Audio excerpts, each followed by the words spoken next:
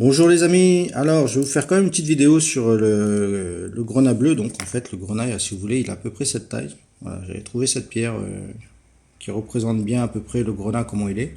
Donc il est à peu près comme ça, c'est pas un grenat ça, ça c'est un galet, un roche on va dire. Et donc le grenat bleu est comme ça, il est transparent, il a une jolie couleur, tout ça là, il fait plus de 40 grammes. Et il est vraiment exceptionnel. Il y a beaucoup de gens qui disent ouais la personne elle en demande trop cher, c'est exagéré tout ça là, mais bon. Quand vous faites des recherches sur internet, vous tapez grenat bleu, changement, prix, machin, et vous allez voir que je sais plus, je crois que c'est en 2000, 2013 ou 2000, je sais plus combien. Il y a un grenat bleu de 4,6 CT qui a été vendu à 6 millions 8.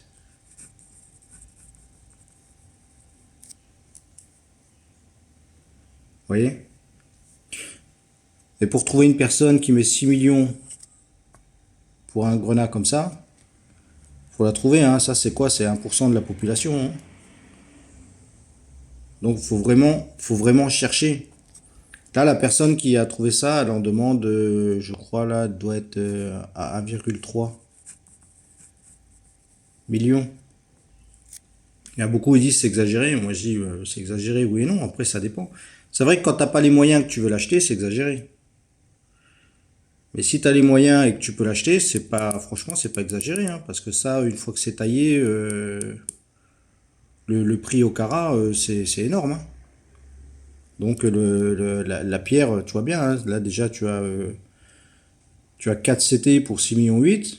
Donc imagine plus de 40 grammes, on va dire, peut-être qu'elle va faire, soit, allez, la taille bien, tu vas avoir du 65 CT. 65 CT pour un grenat bleu, si tu fais une jolie taille, tu arrives à bien maîtriser le truc. Tu as une pièce de plusieurs millions, hein. Là, c'est comme si que tu trouvais, on va dire, un diamant rose de, je sais pas moi, de 30 grammes, quoi. Là, c'est énorme, c'est inimaginable, c'est impensable. Et tu vois, nous, là, enfin, quand je dis nous, par exemple, moi, en tant que prospecteur, je vais dire, quand je vais dans des pays chercher des pierres,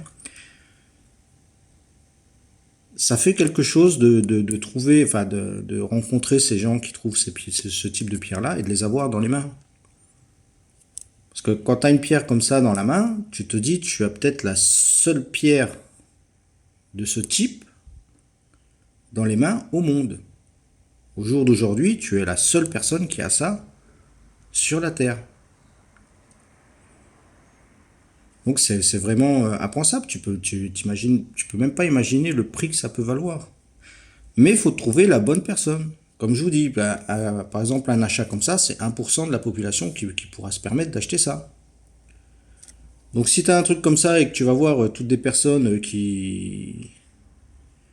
comment dire, qui peuvent pas se permettre d'acheter ça, ils vont tous te dire ouais t'es malade, t'es fou, ça vaut pas le prix là, tu vois, ils vont essayer de te l'acheter à 4 ou 5 000 K, tu vois. Mais eux derrière, ils vont faire en sorte de, quitte à le garder 10 ans, 15 ans, ils vont faire en sorte de trouver l'acheteur qui l'achète à 1 million, hein. Et ils vont trouver, hein, si tu prends ton temps, tu prends ta patience, tu prends la bonne taille. Pareil, quand tu as une pierre comme ça, tu vas pas voir n'importe quel tailleur pour te la tailler, hein. Ça, faut la garder brute, faut le revendre brut. À moins que tu connais un tailleur qui a une bonne réputation, et tu vas le voir pour qu'il te la taille, pour qu'il y a son nom sur la taille dessus, tu vois. En fait, il faut que la pierre, après, elle raconte une sorte d'histoire. Et à partir de là, elle reprend de la valeur. Mais c'est pareil, le mec qui va te la tailler, une pierre comme ça, il va pas te la tailler pour 10 000 balles. Tu vois, il va voir le potentiel, il va dire, ouais, moi je te la taille, mais c'est, je sais pas, on va dire 150K, tu vois.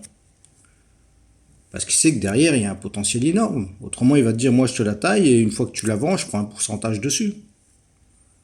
Comme je vous dis, il faut vendre ça, faut vendre à la bonne personne. Quand tu trouves un truc comme ça, tu fais direct appel au gros. Tu fais appel, je sais pas moi, à Cartier, à LVMH, à Montgoussin, Christie, tu vois, tu vas voir les hautes joailleries qui ont les moyens de mettre ça. Et ça, c'est pareil, parce que en fait, le souci qu'il y a avec cette pierre, c'est que la personne qui a trouvé ça, c'est un petit prospecteur, je veux dire. Donc, qui est pas toujours en règle avec le gouvernement. Et quand le gouvernement, il sait qu'il y a un truc comme ça, lui aussi, il veut sa part dessus. Donc, si la personne qui veut l'acheter, elle veut qu'elle soit officielle, il faut qu'elle aille la déclarer au niveau des mines du pays. Donc là, le gouvernement aussi, il va prendre son café là-dessus. Faut pas croire que le gouvernement, il prend pas de café sur des gros trucs comme ça, des machins comme ça. Il serait même capable de, s'ils apprennent ça de la personne, c'est pour ça que la personne, elle veut rester anonyme, tout ça là, il serait capable de faire en sorte de saisir l'objet pour le garder pour le pays, en disant que c'est un truc exceptionnel au pays et ils veulent le mettre style dans un musée du pays. Attention, ça c'est ça c'est des pièces qui sont vraiment exceptionnelles. Et comme je vous dis, le plus dur quand on trouve des choses comme ça, qu'on a des pierres exceptionnelles, que ce soit une pierre ou un cristal ou un truc comme ça, le plus dur c'est de trouver l'acheteur qui est prêt à mettre l'argent qu'on en demande, et de deux, faire en sorte d'avoir les documents nécessaires pour que ce soit légal. Parce qu'admettons, une personne lambda achète cette pierre.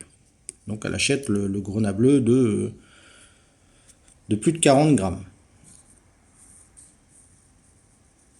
Avec la provenance du pays.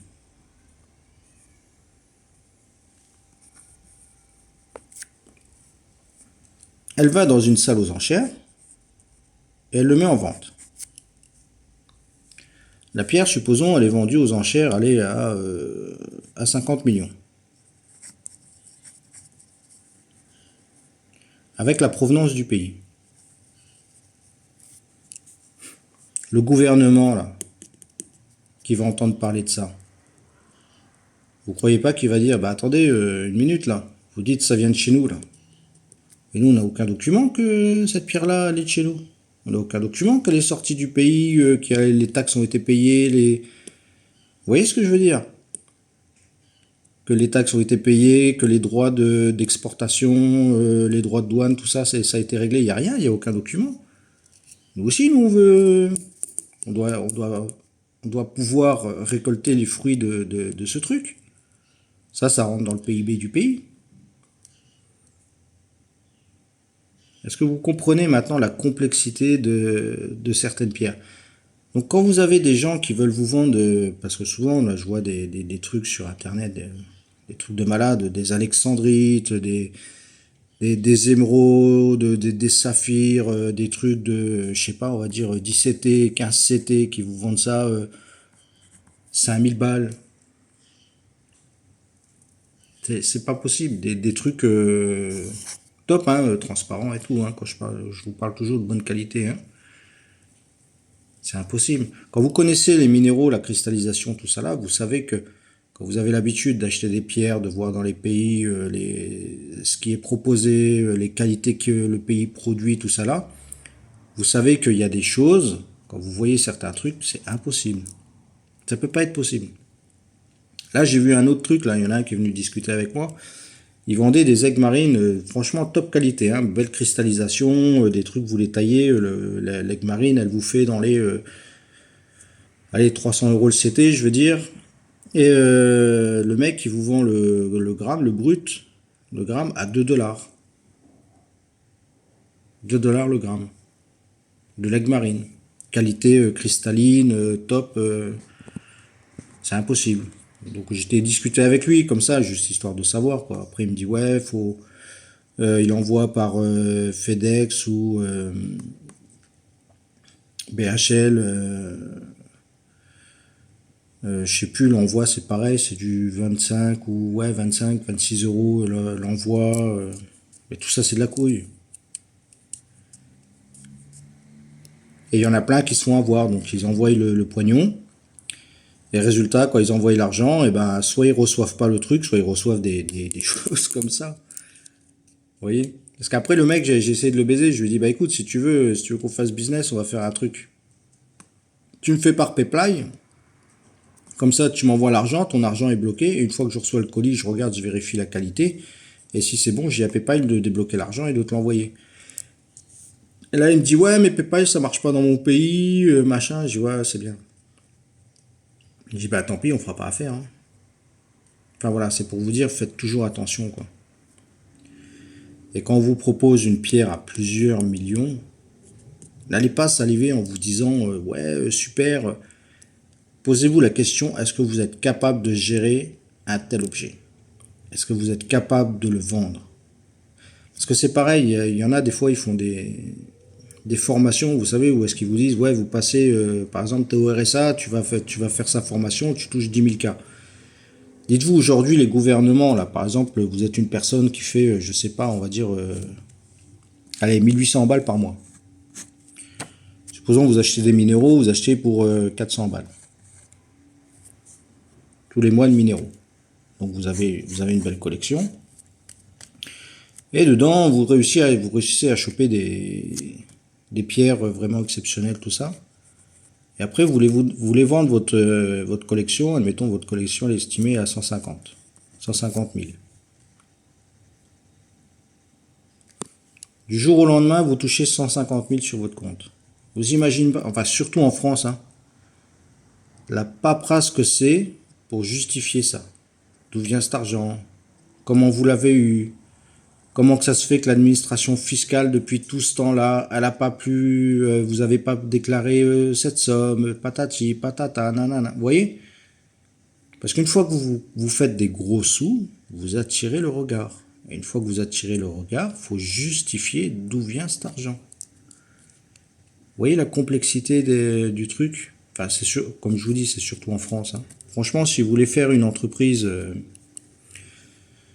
en France, essayez de voir, parce que on est en Europe, hein, essayez de voir pour faire en sorte que votre entreprise, admettons, elle soit localisée dans un pays qui a une fiscalité assez faible, style au Portugal. Vous avez le droit de faire ça, hein. Vous êtes en France, vous ouvrez votre entreprise, vous créez votre locaux, votre siège social au Portugal ou dans un autre pays où la fiscalité est beaucoup moins, et puis vous travaillez en France, hein. Le truc en France, c'est que c'est la TVA. Une fois que vous vendez en France, en fait, il faut récolter la TVA et la transmettre au gouvernement français, sauf si vous n'êtes pas indexé de TVA. À partir de là, il n'y a pas besoin de la payer. Autrement, vous avez juste à payer la TVA, hein. Après vos impôts, tout ça, vous payez tout par rapport le pays où l'entreprise est immatriculée, hein. Il y a des trucs comme ça à savoir que si vous voulez créer une entreprise à moindre coût, des trucs comme ça à faire, hein. Enfin voilà, c'était pour vous dire que ben voilà, il y a une personne qui a trouvé un grenat pour l'instant estimé à 1,3 million. Il y en a beaucoup qui imaginent que la personne exagère le prix. Pour moi, personnellement, elle n'exagère pas le prix. Moi, je trouve même que le prix est vachement intéressant.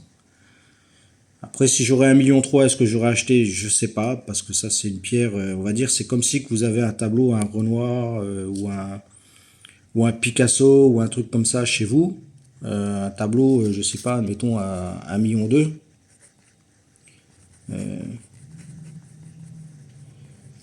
Voilà, vous avez un tableau à 1,2 million. À votre avis, quel est le pourcentage de personnes qui peuvent vous acheter ce tableau à 1,2 million? Bah, il n'est pas énorme. Donc c'est vrai que chez vous, au mur, vous avez un tableau à 1,2 million. Mais le tableau, il faut trouver la bonne personne qui veut vous l'acheter et qui est prête à vous l'acheter. Il y en a, hein. Ce qu'il faut, c'est faut bien chercher. Bah, pour cette pierre-là, c'est pareil. Pour moi, 1,3 million, elle peut trouver, mais il faut qu'elle cherche la bonne personne, les bons réseaux. Il y a juste à la présenter, hein. Il n'y a pas besoin de faire plus que ça, hein. Vous la présentez par exemple aux grosses bijouteries. Tôt ou tard, il y a un bijoutier, il va bien trouver un bijou à faire avec cette pierre-là, hein. Enfin voilà, c'était pour vous dire ça. Bah, si un jour vous voyez sur les ventes aux enchères un grenat bleu de 65 CT, on va dire, allez, ouais, 65 CT, on va dire au plus bas, hein, voire plus, bah, dites-vous que ça sera peut-être ce grenat-là, qui aura été acheté, qui aura été travaillé, taillé, qui sera vendu aux enchères, et on en parlera comme on a parlé du diamant rose. Voilà, je voulais vous faire cette petite vidéo pour bien vous dire que ouais, des pierres à 1 million, ça existe, il y en a. Mais le casse-tête, c'est où la vendre, à qui la vendre, et va-t-on réussir à la vendre? Voilà. Allez, je vous laisse. À plus. Ciao, ciao.